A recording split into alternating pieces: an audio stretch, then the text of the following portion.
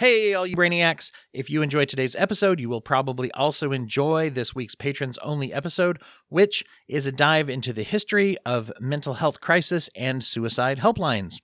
Go to patreon.com/brokenbrain or dwighthurst.com/support in order to subscribe and get all kinds of cool stuff, along with the warm knowledge deep in your heart that you are a patron of the arts. And now, enjoy the show. The Broken Brain.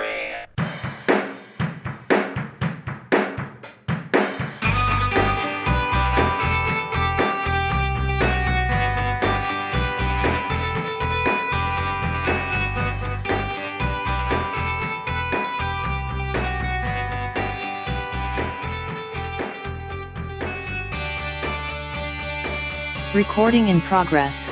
Always fun when the Zoom decides to make the little spinny wheel right before I'm going to hit record. Super fun. Hoping that the controls will work. And they did. So all the stars are lining up for today. And speaking of stars, I am really grateful to have Shaun Michael Colon joining today. And a quick welcome to all of you brainiacs out there who are joining us. And today's episode is going to be all about podcasting. Which is super exciting for me, and I'm going to go out on a limb and say some of you out there are fans of podcasting as well. If you're listening now, we don't have to sell you on the concept of podcasting. But Shaun, you have put together an independent documentary, Age of Audio, A Tale of Modern Audio Storytelling. I don't know why I just told you you'd done that. Hopefully you're aware. It's going to be a really short interview. Did I do that? Damn it. Why do I keep accidentally making movies? It's, we all have our habits. Well, maybe we'll work through the compulsivity piece of those kinds of things. But yeah, it's funny because Chris Revel, everybody who, has listened to the show for a while knows Chris. He hops on. He does a monthly patrons only show for Patreon with me. And he's been on the show a lot of times, sometimes talking about mental health, sometimes talking about podcasting and such. So he was kind enough to introduce us. He's always very plugged into the podcast sphere. I always get my podcast news from him about the business and such. So he was kind enough to hook us up to talk about your documentary. So welcome to the show, and thank you. Let's get into it. I appreciate it. Yeah, Chris is a good dude, man. I've known him from back when I did my first doc, and we had some interactions, and he was had me on his podcast. Let's chat, and we chatted. Let us chat, I think it was called. No, we talk about lettuce. The spinoff, Let Us Chat. Now there's a Patreon thing for you. I'll hit Patreon a bunch today since it's about podcasting. Probably that'll come up, and along with ideas for kooky podcasts. I'm sure that's big. Let us chat. Let us chat. I'm texting him right now. No, we'll talk about those salad days on Let Us Chat. Hey, that goes into what we were saying off mic. But tell a little bit about your career and how you got into filmmaking. And would you say you're a documentarian mainly, or is that a term? I mean, I make documentaries, so I guess I'm guilty. I would say, wanted to make films, and documentaries are the ones that you can just start doing without having to ask anybody other than just a subject, or not. Sometimes not even that, depending on what your documentaries, you can start shooting it. So the starting out costs are, other than if you have the equipment already, or almost nothing. So it's something you can just get started. It's really hard on the back end, as I can attest. But to get them started, you can just get going, So go ahead. Oh, no, just a fascinating format. Is there anything in particular that attracted you to it? I like that practicality that you just mentioned, but what kinds of things make you gravitate towards that instead of maybe other bits of filmmaking? Not that I don't want to presume. I don't know what you do other times. No, I mean, I want to make narrative films, and I've done shorts, one or two, but we did like a narrative short that did not go well, but that's what you do. And I mean, it was a good first try. And then we had done a little behind the scenes documentary for this music video that we did. I was the marketing director of this talent development school, and I was producing this music video, and for one of the students there, and they have a lot of money. It was like a $20,000 music video. But on the day of the shoot, we didn't have much to do because I had kind of gotten all the right pieces in place and just kind of had to maintain. So me and my buddy, who was also my cinematographer on my first doc and this one as well, Joel Herrera, we shot a little, just a little behind the scenes thing. I had never really edited anything like that before. The family ended up liking it, and they screened it just before the music video because it was a wealthy family, so they rented out a theater to debut the music video for their teenaged country rock star. And people liked it. People laughed at the funny parts, and we got a lot of good feedback on it. And shortly thereafter, my cinematographer, also the drummer for the bands we've been in, we were at our practice space, and I was like, you know what? We should do a documentary thing, little short thing about Fat Records, this punk rock record label. And at the time, there had not really been anything about them, and they'd been around for a long time. And it seemed like something that someone should have documented at some point.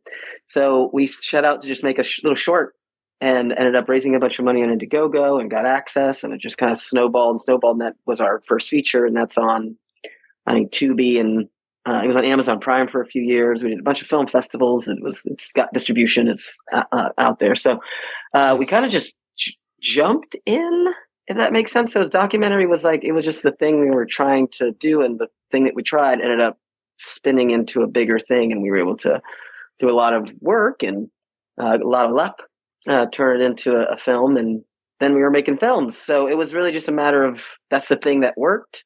It was kind of one of the first big things that we tried to put together. I will say the puppets, we did puppet reenactments, and the puppets are in the Punk Rock Museum in Las Vegas now. So cool. Not bad for a first try. Yeah. Well, you're making an impact on that culture. I could also imagine that as far as Indiegogo and such, that's a population of fans and supporters that are pretty passionate. I mean, that's kind of inherent to the punk movement, right?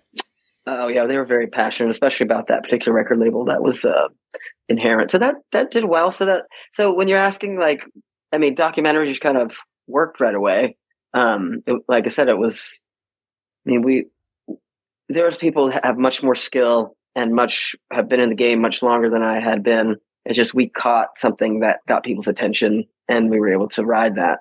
And when you have an audience, then opportunities present themselves. So. Yeah, so that kind of, I mean, I would say we're filmmakers, and these are the films that we're currently able to make, but we want to make all kind of stuff eventually. The goal is to make, maybe TV shows or narrative type films, or so documentary is a piece of the puzzle. It's something that's accessible, and each documentary is different. So even if you know how to make one, you kind of have an idea how to make it, but you don't really know until you're making it. The narrative approach or the narrative skill, I have noticed in modern documentaries that I really like a lot of times, that it's because it is storytelling, right? You're weaving together something. And I know that, and nowadays I got to imagine that it's a little tricky because you get a lot of people who are sort of watchdogging or whatever you want to call it. How's it going? Like some famous documentaries have been a little, I don't know, clever with it, let's say. And so everyone's under a microscope now and stuff. So, and that was the feedback I had read about the things of your previous documentary were that it really tied in with the people who loved it, who loved that culture and loved that record label, loved the thing, the show. And so obviously you're doing good stuff. So that's cool. That's really cool to hear. Well, it's I made something that I'd want to see if I was a fan of the record label. Like I made the documentary I hoped someone would make. Maybe that's not what the documentary everyone else would make, but was my guiding light. What I was like, I would get excited about this if I heard about it. Same thing with the Age of Audio, the podcast doc. I mean, I feel like if I heard that was happening, I would be like, oh, that sounds cool. I'm interested in that.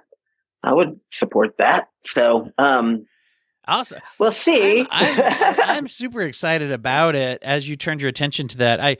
I know that if you look up the IMDb, which everybody should do right now, even if you're driving, you should go on and look up Age of Audio. You've got some info up there. One of the things when it, just like any documentary, it lists the cast, everyone, self. And the people you've interviewed are, I mean, amongst them, they're I think Scott Aukerman calls it Mount Podmore on his show on Comedy Bang Bang. He jokes about that, but you've got the headliners of the industry, some of the podcast heroes that I mean, I was listening to Comedy Bang Bang on the way to the office this morning, and I see you got to interview Aukerman, Paul F. Tompkins, Fred Armisen, Kevin Smith, Scott Mosier, Adam Carolla, some of those, Matt Gorley, Well, we didn't really Glass. I mean, there's a lot of people here that people will recognize. We didn't really. Adam Carolla, we didn't actually get to interview. We went to interview him at his podcast thing, and he sat down.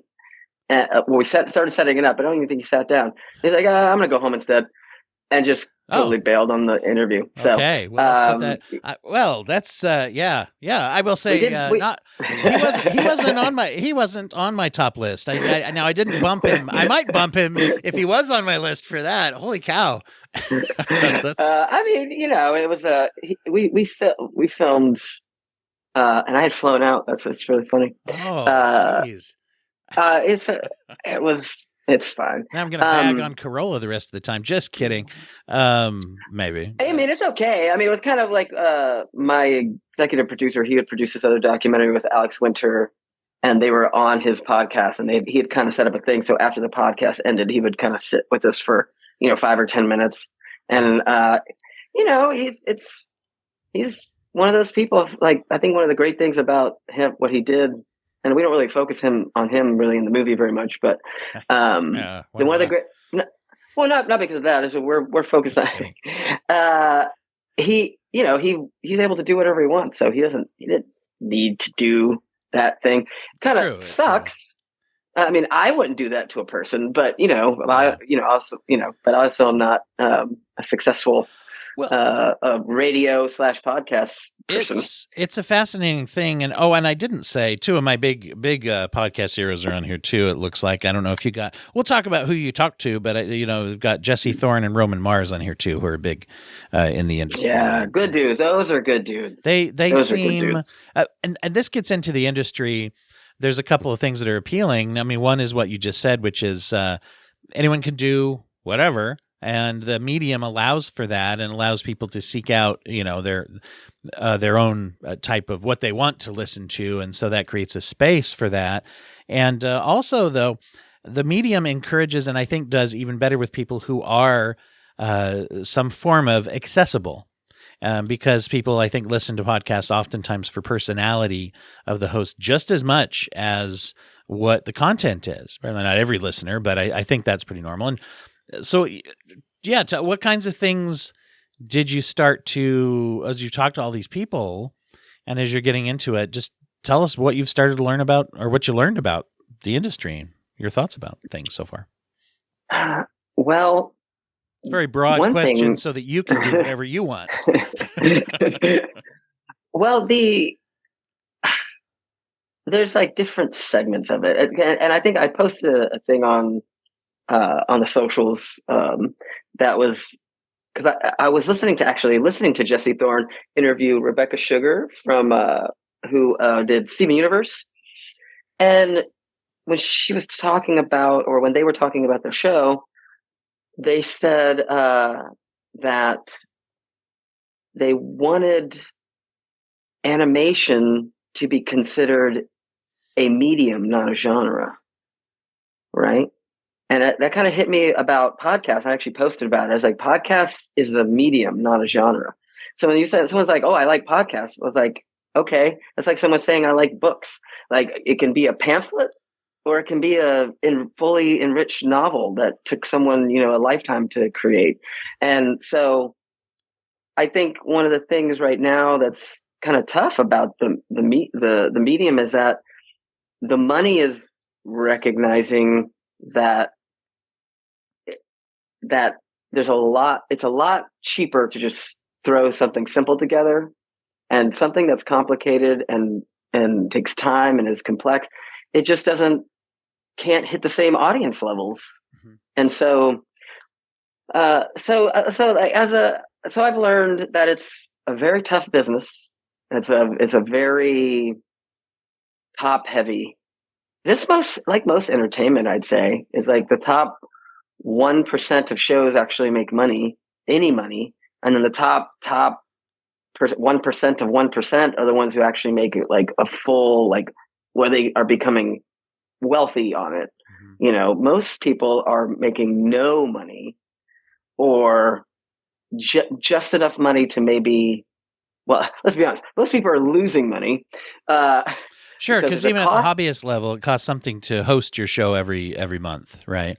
Yeah, so there's there's a cost, there's a time cost, there's there's cost to doing it. And so the people who can, garner sponsorship or have Patreons, like yourself, that if you are able to do that, if someone's willing to send you some money for what you're putting out as a podcast, you're in the like top percentage of podcasts. And so it's a very hard medium, and it also requires a lot of dedication and consistency to have any kind of to maintain any kind of audience, because it is a medium that people make a part of their week. And they like, I mean, I know that's for me. There's certain podcasts, like if they don't drop that podcast at a certain time, if it doesn't show up at a certain time, you start getting used to it. Right. Well, you're like, well, I'm going on Twitter. Like, are they okay? They get in a car accident? Like, what happened? Is it and I'm looking to check and see, like, cause I'm like concerned that, I mean, not that they got hurt, but like, I'm curious what happened. No, it's like, yeah.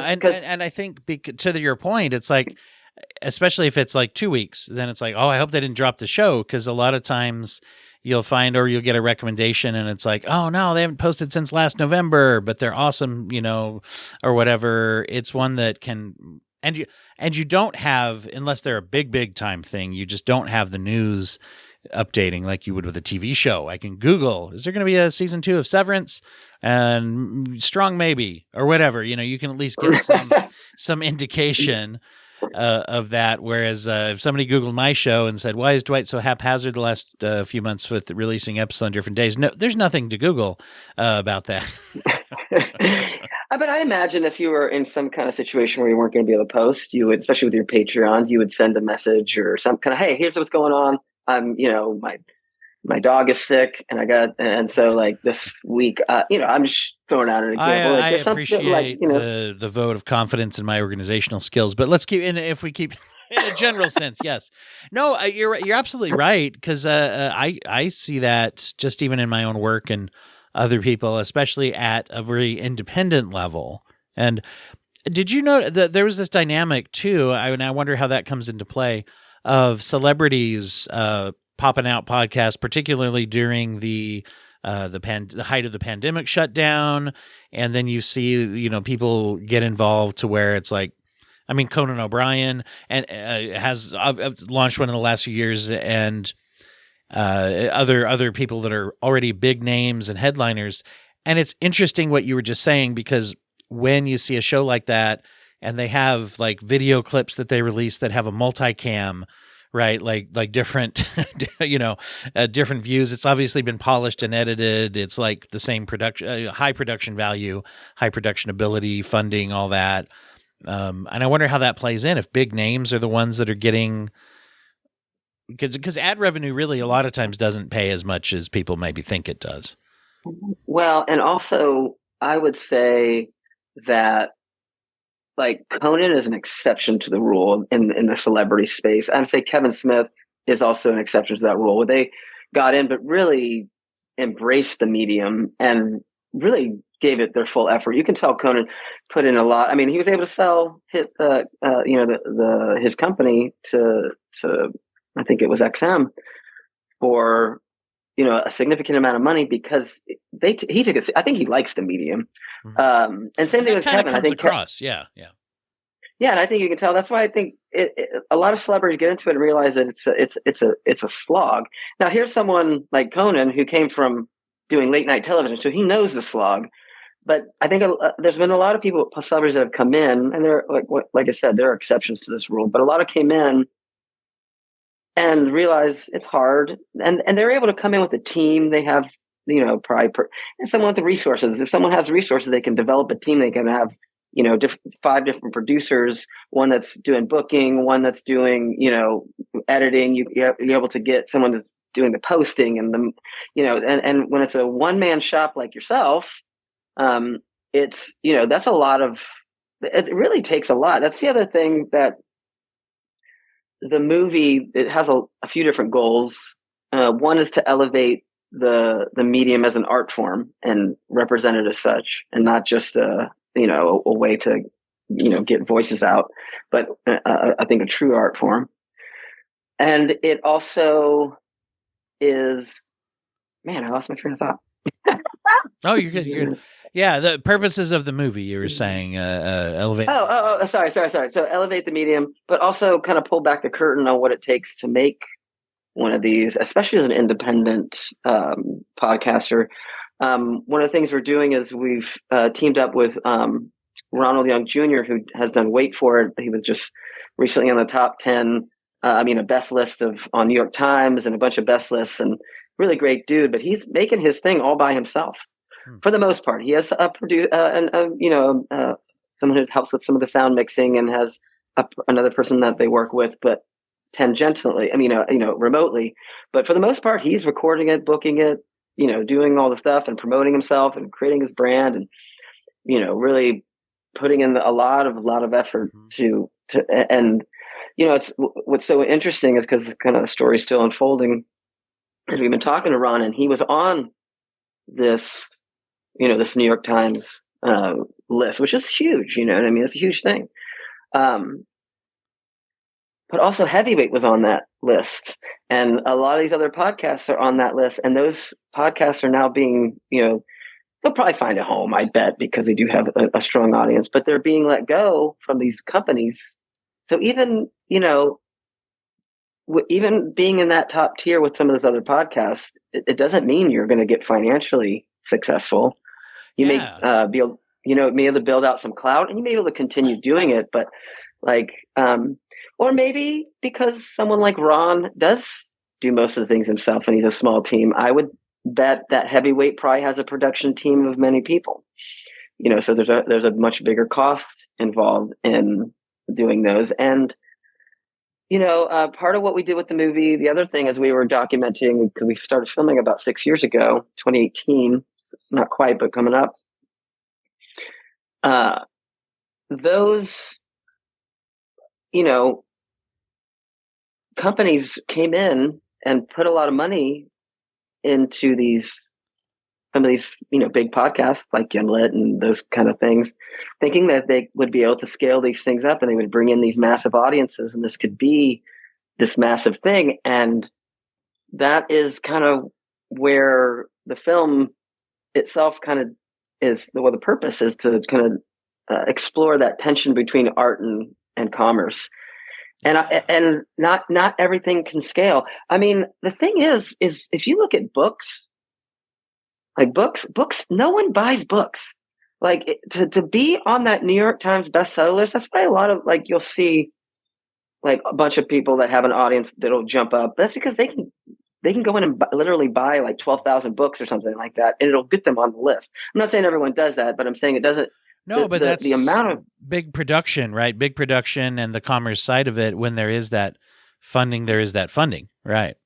Yeah, and books don't make a lot of money, as far as I can tell. From what I can see in that industry, and there's, lots of books. There are, like there are lots of books. So, and try and make write a book and make money writing a book. That's really, really hard. That's and I think experience, interviewing authors as well, is that a lot of them say it's like a lot of times it has to be almost like either it's just a passion project or it's tangential. And if you get a billion of them out there, but then there's that hustle of self-publishing where people are doing a grind, and once you get in exceptions like you're saying, I think like you've got the Dean Kuntzes and Stephen Kings of the world who have a certain platform of quality or whatever. But they did the money. The money didn't necessarily. The money didn't necessarily come from the book. Stephen King's book, I bet he made money off his books, but his real money came from licensing that out to films. Yes. Yeah. And the movies based on his books is what, and I might be speaking out of turn, but from what I understand, that's what made him wealthy. His books made him successful, but licensing those things out and that gross word IP, out has made those, or Dean Koontz and some of those other, writers, but But those, there's a grind like I and a said, hustle that is someone who's just more the artist. And this is where it ties with podcasting too, right? Someone who's like, oh, I'm just kind of putting this out there. And so for me, it kind of works in tandem with I do mental health work. And right. So it also ties into my business and that. And so there's different reasons people do things, as you put it. But yeah, when you get the commerce piece mixed in, it becomes very complicated, especially I've had people that approach me who know I do a podcast and they say, oh, I really want to get a podcast up and going because I need to generate some extra revenue, secondary, whatever they call it. I love when people say passive income, by the way, was something that it's like, dude, especially if you're trying to do this on a business level, it is not passive. No. And you let people down. Yeah. It's, I would think like most, I mean, I'll even take this back. Like almost anything you do, you try to make money that's not somebody like getting paid a salary from someone, of an established place. And even that's hard. It is hard to create a business out of anything. It's especially hard to make one out of a creative space, right? Because there are other people who want to do it. Now the tools are there. Like I was saying, the book analogy, I think is apt because, there are people who write self-help books. It's not an art. They're necessarily, I'm not accusing anyone of saying they can't be artful, but I'm saying there's a lot of people who write those books because it builds into their brand. They do speaking tours. They sell some kind of course. The book is not, they're like, oh, I want to be a novelist. No, they're creating a book, and there's lots of these. And once again, I'm not, slagging on it. I had a coworker who's a motivational speaker and therapist, and he told me that in that world, a self-published short book about your tenets and teachings is almost like your resume. Right. No, and you want, and that ties in to the whole thing. And I think podcasts can be like that as well. I think that's what's, once again, going back to what I said before, it's a medium. It's not a genre. And within that medium, lots of things can be done. And even taking it back to what we were talking about with like heavyweight and some of those things we were talking about, not everything can be like, not everything needs to scale 10x to make it a successful thing. Sustainability is a big thing. And I think a lot of these companies came in thinking that they would be able to turn these things into big profit centers. And when they realized it wasn't, and that's what, I mean, like I said, I'm not against capitalism, but it does, one of the things is if it's doesn't make money, it doesn't make sense. And when something's, it's funny that it doesn't make sense. Yeah. It's got to make sense. So you say it's got to make sense. Well, a lot of us make sense. They make pennies. Yes. Yeah. No, but as far as you see that craze, and this oftentimes happens with anything that hits popularity, I guess. But you see just a flood of some of the funding and the things that were going on. With some of the big outlets, and you're absolutely right. There's this flood, and this is where I hear people kind of talk about, well, has the bubble burst kind of thing, and it's like, well, maybe on some aspects of the industry is what I see. The ones that, especially the ones you're talking about that pop up, and right, the narrative audio storytelling, deeply produced, like This American Life or serial type podcast is not necessarily, that bubble may have burst, but podcasting is growing like crazy. It's not getting smaller; it's getting bigger. I mean, it's a multi-billion. Like I think something in the order of number I was looking at, something like $28 billion worldwide. I think it's something in the order of, I'm trying to remember. It's like 25 billion in the United States or something. The numbers are staggering, as far as the industry as a whole, maybe it's 2 to 3 billion in the United States. I think something like that. I think it's about 2.5 billion. I think it's the last stat that I saw. But for worldwide, it's massive. I mean, it's becoming a big thing, and you know, that's the other thing. Like we talk about Spotify and we talk about some of these podcasts that are getting let go. These are very America centered, English language based types of things, and the world is, there's lots of other countries that are growing. That podcast is growing worldwide, but it's not necessarily growing in those particular markets, and it's spreading, and it's not going away. I mean, it's ingrained into the zeitgeist. So when we talk about, the bubble bursting, I'm thinking it's a portion. It's like the bubbles bursting on Marvel films. You know what I mean? But not all of not every single movie, because obviously I'm just taking the film. Like Barbie and Oppenheimer did well. So that area, and I'm a fan of all the Marvel stuff. I think it's great, but that bubble is bursting. That particular bubble. Compared to not only the expectations, but the realities. Take Marvel movies. It's like if they make less than $1 billion, they're a flop, right? Is the way we look at it now. Or there's expectations and cost that's sunk in to these things, right? Not to say I'm not, an expert in that area, but that's just what I see as like a fan of movies and things. Is there's that, and that opens up this door.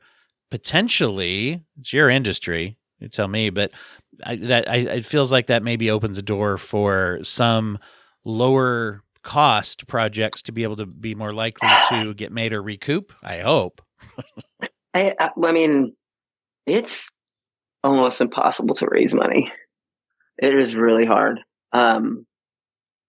without an established IP, or even when you have a name. I mean, it's really hard. I mean, directors much greater than myself find it challenging to raise money for movies, and entertainment is but I would say all these things have always been hard. There's I don't know if there's been a time where there's just more people get to do it now, if that makes sense. You know what I mean? No, more people get to do it now. So it's really hard. But more people get to do it now than ever before. And so I imagine it was almost impossible before, unless you were connected within the Hollywood, or you would not get to direct a movie. If you didn't have access to the equipment, if you didn't have access to lots of different things. So yeah, it's really hard. But name me a time when it wasn't hard for someone to make art and make money off of it. And not to downplay what's happening right now. These are the ins and outs of different industries and art forms. No, but I think it's always been hard. You mentioned it's always been hard. I mean, the internet opened up when you were talking about writing, right? It's like you becoming like a professional journalist now, or something like that, with where you're going to get a full-time job with a newspaper and everything. It's like, well, self-publishing and the ability to just throw things out there that are free, and that's one of the things that defines the expectations of the podcast industry, by the way, is that 99% of what we make should be free, is what people, there's that expectation, and that's what people listen to. And so we bemoan that a little bit of but it wasn't easy to get a job at the New York Times ever, right? And so it's different. How many people can do complexities, right? Yeah, different levels and different types of complexities that you have to look at, and it's a shift. I mean, the sheer amount of things being made right now.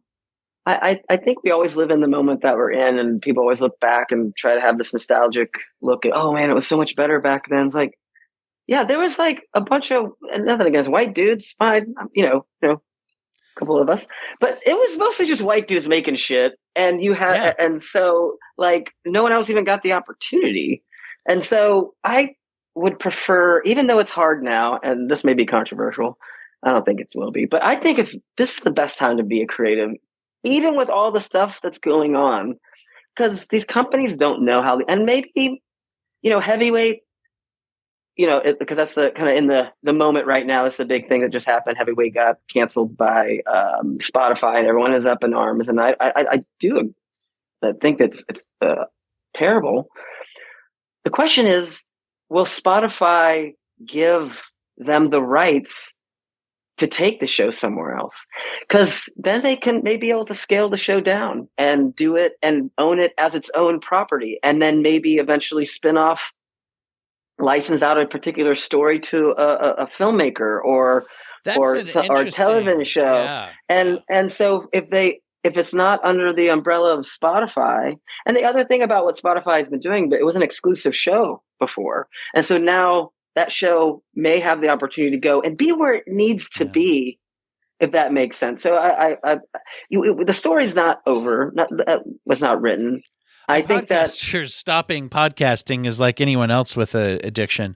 That we don't tend to for very long.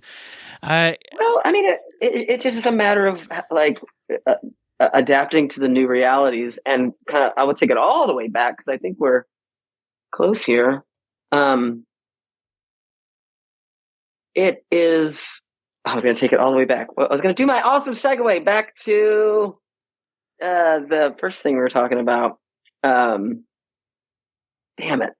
That was going to be brilliant. It was going to be so brilliant. We can we'll take this. We'll make it sound, No, keep this in. No, don't edit me out. Yeah. Keep it in. No, that's another charm of podcasting is when people claim they're going to edit and then they don't. Everybody out there who listens to podcasts knows that. Right? I'm okay with it. I think that like, I can only remember how brilliant what I was going to say was, but I can't remember what I was actually. I was like, behind the curtain. I'm there every episode. Yeah. No, well, I will say this too, because going along with that, when you do see a show that gets canceled, even if it's like, no, we're keeping the episodes for whatever reason and shelving, if we're going to do a Warner Brothers or whatever, whatever Spotify does, even if they take it and don't let them port the episodes out or whatever, that's still the personality. And once again, I think that's the biggest commodity in the podcasting game. Most of us who are listeners, and I think just anecdotally, as well as some things I've read, seem to bear it out that if you like the hosts, you like the show. If you like the banter and the dynamic, that's why so many people, they can go somewhere and there is a chance that it's like, oh, well, where did they go? If I'm Googling and looking for my favorite host and that show ended, and there's that connection that the people seek with that too. Yeah. So it's very interesting. I think it's an interesting time to be documenting it. Yeah. Or finishing up documenting it and kind of point it back at itself and kind of show some people what some interesting things about podcasting maybe they didn't know, understand, or maybe break some misconceptions on what it is. I wanted to ask you a little bit. Sorry, I cut you off there. I didn't mean to. You're good. You're okay. I wanted to ask you a little bit about something you brought up a minute ago, which is the diversity and the diversification of hosting. I think podcasting is generally, looked at and thought of as a, somewhere in the, I guess, young to middle-aged panel of white guys giving their hot takes on society and culture. And some of those, I mean, you see some of those that have been around forever. You get the My Brother and Me with the Flophouse, some of those that are anchored by that, but they were early comers. And now I've been excited to see the diversification of who is hosting shows. And you hit something that I think people don't even think about, which is the international, outside just the U.S. and not just an art form here. What are you seeing in trends as far as diversification of who's doing podcasting? I think that, if you look at Edison Research and their infinite dial statistics, and because they've been doing research on this for the past 15 years, it is more diverse than the country. That is really one of the things, and that's diverse in a lot of different ways. So not just diverse as far as like color or creed. It's like, there's a lot of religious podcasts. There's like conservative podcasts. There's, LGBTQ podcasts. There's like, it really runs the entire gamut of, of people are out there, but it is like as far as people of color, it's more diverse in that realm than the country is. So there are corners of this medium that allow people to express themselves in lots of different ways, and that's one of the really great things about it. There's been a lot about this pivot to video situation. As you know, you probably heard that. Oh, you got to do a video. You got to do video. And I think that's not a bad thing, but I think one of the good things about the medium is you don't necessarily need a full blown camera. I mean, relatively inexpensive equipment now. To put your podcast up through Libsyn or Podbean, or one of the other or Anchor. Little Logitech webcam right here, or little reels on my phone, right? Yeah. The process is, been democratized, and for better or for worse.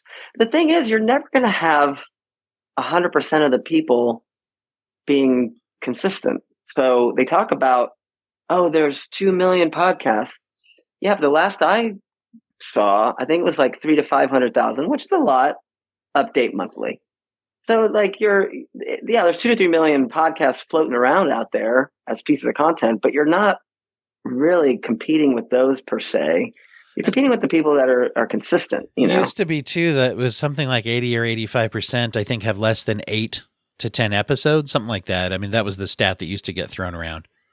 Yeah, there's a lot of people tried it, they put it up, and it didn't work out. It's like rock bands, or like people being in bands. It's like lots of people playing bands. That's why so many companies have popped up to take advantage of the sheer level of people making them. The companies that are most successful in the podcast space are usually the picks and shovels guys. The guys like Libsyn, the guys like that are doing Riverside FM, and those guys that are putting together the tools to make it possible for these people to do, and we're paying them a subscription, or and nothing against that, but that's where the industry is. The main way to make money in the podcast industry is to support podcasters, the makers. Yeah. It's real interesting. Like, I know Maximum Fun, which is Jesse Thorne's outfit. Well, now they've gone to a co-op where they're employee owned now, just recently, but that was some big news. But I think that at least from outward appearances and stuff, it seems like their shows and their network's thriving. And Jesse Thorne's a PBS guy, right? Historically. And so they actually run an annual pledge break sort of thing, almost like a public television, public radio kind of thing, to where yearly people sign up and they get bonuses and things, episodes. And so you see a model there to where it really is. And the appeal is, hey, we'll give you all this stuff for free. If you love us, throw us $5 a month. And, you get enough people doing that. And that goes, my understanding once again is it's some kind of 60-40, it goes to the shows and the creators, and then it runs the network as well. And they're able to make a living, or at least a supplemental living for a lot of their hosts and things, and keep the shows high quality and stuff. So you do see some of those ways, but that's an artistic way of doing things, right? Going back to the public radio things, that's a community way of doing things. And that's, it's possibly the way that certain types of podcasts need to exist. I think the economic model in which your podcast thrives is really dependent on what kind of content you're making. Like we were talking before, we're talking about like the guru or the motivational speaker. The podcast isn't probably necessarily their main source of income. It may, if they're successful, they may have some revenue coming from it, but it probably serves as a way, like you said, to create that parasocial relationship where you develop a deeper connection with the personality of that person. So you buy the book and you go see them talk, and you buy their course because you like what they talk about, or the way they talk about things. And, that economic model is very different than what some of these shows are doing. And I think the collective nature of what Max Fun and Radiotopia, to a different degree, they do something very similar, where they raise money and they help out and give that money back out to the shows, and the shows own their show basically. And so kind of a collective thing. And there's, that's what's been so interesting over the last 5 or 6 years is that you've seen many different models. You've seen the VC model, which is the Spotify throw just hundreds of millions of dollars at it. You got the Luminary model where they did like, listen, we're gonna be the Netflix of podcasting and try and make that, and that didn't really work. So far this co-op thing seems to be working pretty good. I think it gave Jesse Thorne some alleviated some of the responsibilities of having to run a day-to-day company, so he could focus back on his shows and making stuff. And I think similarly, Roman Mars, we spoke to him in the movie about this specifically. Like, he sold his 99% Invisible to XM. And when I asked him why, because he had started Radiotopia, which was one of the first independent collectives like that was pretty popular. And he said, I wanted to make shows again. Spoiler alert. I wanted to make shows, and I was running a company and having to deal with, worrying constantly if how these people are going to make a living. And if I can sell the show to XM, it creates a certain level of stability. And it can and it can't. We saw what happens with some companies. And it provides resources. Someone else is handling the marketing. Someone else is handling it's going underneath another umbrella, so that you get to go back to being a creator rather than a manager of a company. And so, like I said, it's real. And some of those guys cashed out at the right time, man. Well, yeah, it's like trying to stay. No, absolutely. And once again, art, right? And think of it in terms. And I know Chris is famous for saying this. He said it on this program too. When people talk about podcasts, like, well, there's too many, and he's always like, well, how many songs are there? How many TV shows are there? Right? How many books are there? How many books are there? And when you look at that, so that's the way with art all the time. You got the ones who got in, especially who hit a hot genre or who hit a trend, and then there's those who are going for more the survivability and sustainability of, like, we love what we put out, right? We love the shows we put out, and at least if there's that vibe as a listener, that is often one of the more powerful things that does attract people to it. Do you feel like you have an insight for someone, I don't know, walks up to you and says, like, hey, I want to start a podcast. What do you think I should do? You got special industry insights here. No.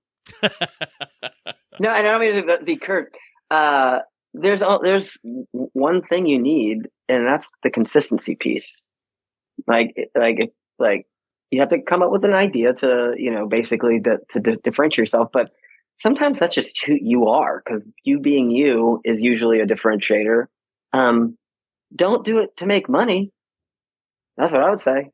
Don't go into podcasting to make money. If you have if you want to get your voice out there and you have some creative ideas about, or if you want to talk to certain people, or to go into it because you really like the medium and something you want to do. But I would not say that you go into it with the idea like, oh, I'm going to make a ton of money off of this. Well, to that point, I am on a lot of podcasting forums and things and see people. And it's funny because the ones that are the loudest as far as like, oh, you should be pulling down these sponsors and you should be doing this right out of the gate. And I've got 50 billion listeners. Oftentimes you go look at their show and they don't show up on Listen Notes, or they haven't posted an episode in 6 months or something. And no, if someone's telling you how to make like giving advice on how to make money with podcasts is like their thing, that's how they're making their money. Picks and shovels. They're getting attention for telling people how to make, and they're just, or they're trying to sell a podcasting course. They're trying to, some of these, right. They're trying to sell a how to podcast course. That's what I mean. They're turning it back around. There's so many podcasters. You can make money, like selling ideas to the people that want to try and make money with it. I think to me, the consistency, know your audience, that you're, who you're wanting to talk to, and be consistent. Whatever your idea is, it really depends on, all different ideas go and don't go. It could be just two people talking if it's, but it's consistency. If you're not being consistent with it, and I'm not, there are different kinds of podcasts. Like there are ones that are seasonal, Sure. like where you do a season and you do which is more like, to me, like it's an art piece opposed to like so you're creating a body of work that is, And you get and those that's a little, purposeful limited runs that, too. Yeah. right. That's a slightly different. And once again, that's kind of what I mean with the medium. It can be like so many different things. But I say do it because you love it and you really, and pay attention to what's going on in the space. And Like, look, knowing why exactly. and you can buy my course for $19.95. How to Right, podcast. exactly. It's That's $1,995. No, just kidding. I'm the sage of audio. Oh, you just disqualified yours. You said you didn't have insights, so we'll have to once again take that part. Anyway, I feel like one of the things that you definitely, anybody who's out there, I found that overall though, the podcasting community, the people you're going to interact with, especially if you've been around long enough and you've hit that, and you keep putting some stuff out, you're going to get to a, let's say, medium level of listenership and downloads. You're going to get somewhere in that. And I have found that community of indie podcasters, those of us that are maybe in that, I'll just say, I don't know, somewhere medium to maybe we're breaking into the top 5, 1 to 5%, but not the top. So when those of us in that range, very, very supportive, friendly community. I mean, I've made some of my best friends doing the podcasting, and I've met fascinating. I'm meeting you right now, right? For example, fascinating people. That's definitely a tip. The pinnacle, all right. So far is Shaun Michael Colon. Oh yeah, gosh. That's the other thing, is definitely being part of a community. I think still one of the ways that most people find out about new shows is from cross promotion between podcasts. Mm-hmm. That's coming from someone that they trust, saying, "Oh man, you got to check out this other podcast." Is usually or playing like a piece of their segment or crossing over things like that. That's huge part. And it's super fun too. I mean, to get to know people and to get to know, as a listener, to get to know different shows and messages, but as a podcaster, being able to do that. And I'll tell you, I mean, it's nice when you get to a point where people start once in a while, instead of chasing people down, and sometimes it's professionals who are saying, hey, this person's on a book tour, this person, that's great. When you start getting those emails, that's amazing, because it cuts down on that finding people. But even more than that, when you get, I think most important, that you get some interaction maybe from a listener who says, hey, could you talk about this? Or another podcaster that you run into through listening, or, and then they reach out or you reach out and you're like, and those partnerships are formed. I did a live event in August about overdose awareness, and I found that people who had their own shows that had cross-guested with me, or people who had just been former guests, I put out an invite, and I this was like a 5-hour thing, and I'm like, okay, here's all my filler and the stuff I want to say when there's downtime, and I don't have, anyone could call in, but I didn't have time to do any of my prepped things because I just had all these wonderful people that would come on and talk about their passion about helping people and their passion about overdose awareness. And so it's a really supportive community, I find, overall, so very, very fun. Is there I want to, as we're wrapping up with time, I want to ask a couple things. I want people to know where they can get involved because you're doing the post-production. But my little thing I do with everybody is I usually have people share a little bit about a charity or community give back. I'm curious, in this case, I'm kind of thinking of altering that a little and saying if we want to kick out maybe a couple of names of indie podcasts that maybe don't get that huge spotlight, that people maybe should check out. I don't know if you have any of those come to mind that you would want to share. Let me give you I'll vamp for a second. I mean, no, let me share mine, and you can pull up your list and stuff. I'm sure you have yours is pretty exhaustive. I want to take a second though. Speaking of people who are very, very independent and do their own thing, is the Lamont and Leah podcast. I was able to be on theirs a while back, but they're just two remarkable young people who come on and they talk about things that you find trends online, and they'll point out things like, here's a TikTok you should follow because it's healthy. Here's a thing online that you should follow because it's mentally healthy. And I will say Lamont is a guy who facilitates one of the most healthy podcast communities on Facebook as well for those that are podcasters. And I'll point out one of my other favorites, which is For the Love of History with TK. She's been on the show a couple of times talking about history of mental health. And and I'll say too, if anybody out there is a podcaster and you're interested in doing solo hosting where most of the time it's just you should listen to that podcast because she's one of the best of anyone that I've heard who does that and makes it interesting. I think I got 3 for you.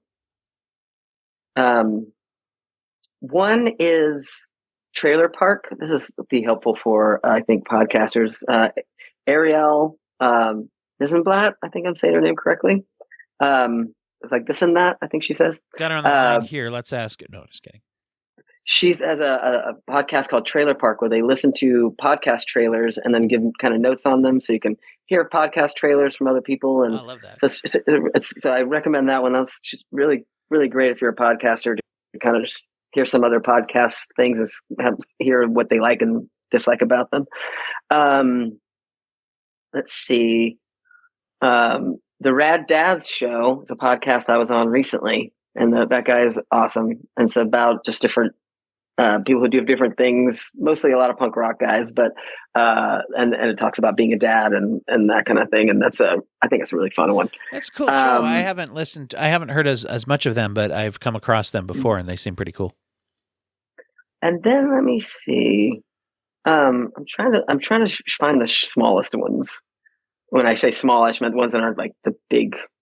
Yeah, it's interesting if you scroll through my feed and it's like, I got one. Tons. I got one. Yeah. I got one. It's not a big podcast, but I highly recommend it, especially if you're someone who does interviews. The Turnaround. Have you heard The Turnaround? No. So Jesse Thorne, our good friend Jesse, he did it's a podcast where he interviewed interviewers about interviewing. And he I mean, you're talking about like Larry King, Audie Cornish, Mark Maron, Anna Sale, Louis Theroux, Katie Couric, like just Werner Herzog. Like he got he like some print, podcast, film, like the whole thing. Like, and he's one of my favorite interviewers as far as his skill level. Yeah. Brooke Gladstone. I mean, like it runs the gamut. Jerry Springer, before he passed, I think he interviewed Jerry Springer about Earl Morris. Best known as the mayor of that town in Ohio, Jerry Springer. Yeah, like he interviewed some of the best interviews out there, and I think if you're someone who wants to do interviews, I'm looking at it now. I'm probably going to do a re-listen. I've listened to it 3 or 4 times to just listen to each one as it reinforces things that I'm doing right, I think. Mm-hmm. And then also kind of gives me ideas to do things differently and keep those things in mind because these are some of the best ones. So yeah. So man, a few of these people passed away. Wow. That's interesting. Combat Jack was on here and Jerry Springer. Let's see, I think, yeah. So yeah, I highly recommend that one. That one's, and I always, Jesse jokes around because he's like, yeah, it cost me, I paid for that one out of my pocket. He put together the whole thing and did the whole series. And it was a lot of work. And like, it just did not, I don't think it really caught on how he was hoping. But I think it's like an invaluable resource to any interviewer to listen to. Just like I said with my friend TK, if you want to do a solo show, she's very skilled. I think that I've said to many people, if you want to be a better interviewer, listen to Bullseye. Right, listen to the way Jesse Thorne approaches interviews. He's great. One of the best. Yeah. I got to interview him about interviewing interviewers. That's great. Hey, that would be let's see if it takes. If that series is like Jesse, tell me about the time you interviewed the interviewers. I'm going to ask you questions. So yeah, this is great. This is a very exciting project. I'm excited to see it. How can people follow your work? How can they get involved? I'm sure that you wouldn't turn down any form of support or sharing the information about this. Yeah. I'm not sure when this is going to air, but during the month of December, we've been running a crowdfunding thing. So hopefully by the time you're hearing this, that has gone well. Next week. This should go out next week. Oh, then if you're listening to this, go donate right now to the movie. $50 goes, give us $50. That we have for podcasters, you can have your name in the credits, a special place. We have like you already get a special place because you had me on your show, so Nice. that's a good way. That's a good way to get in. So yeah, you will be in the credits, but we're gonna have a special place that we're gonna do like some creative things with the credits if you have a podcast. There's also some artwork, and we have mugs, and we need some financial support to finish the movie. I mean, I've been working on it for 6 years, so if you go to aoamovie.com, that you can pretty much find anything. You can watch the first trailer. We released the first trailer last week. Coming up soon, there'll probably be this 3-minute clip of where the word podcast came from, and it's who we interviewed the guy that coined the term. So no, it was not an Apple product thing. It formed very organically, and we have the guy to tell a story about it. So yeah, go there. If this is after December and you're listening to the back catalog, go to AOA Movie and just the movie. Like hopefully, it's like by this time next year will be out. If we hit our goals. So yeah, go and talk about it and support. Go look at the trailer. Go if you can financially support, please do that. We have some. If you got deep pockets, we got some executive producer for $12,000. So I don't know what kind of listeners you have here, but if you're wanting to be an executive producer, so we're also putting out some sponsor. In fact, I got to go here in a sec. I got to finish the sponsorship packet that we're about to put out to see if we can get some sponsors. So AOAmovie.com is where you want to go. Wonderful, wonderful. We'll get you going to that thing. Anybody out there as well, feel free to hit me up on the socials with the Brainiacs Ahoy on Instagram or at Break a Brain on X and Facebook and those things. Feel free to reach out. You can hit me up at dwighthurst@gmail.com. I say that because if anybody really is, don't go get a podcast course right away. Reach out to one of us. We're a nice community, and if you do want to do that, love to help out. Shaun, so wonderful to have you here. Best of luck with the project, and yeah, everybody out there, get involved. Thanks, man. Appreciate you.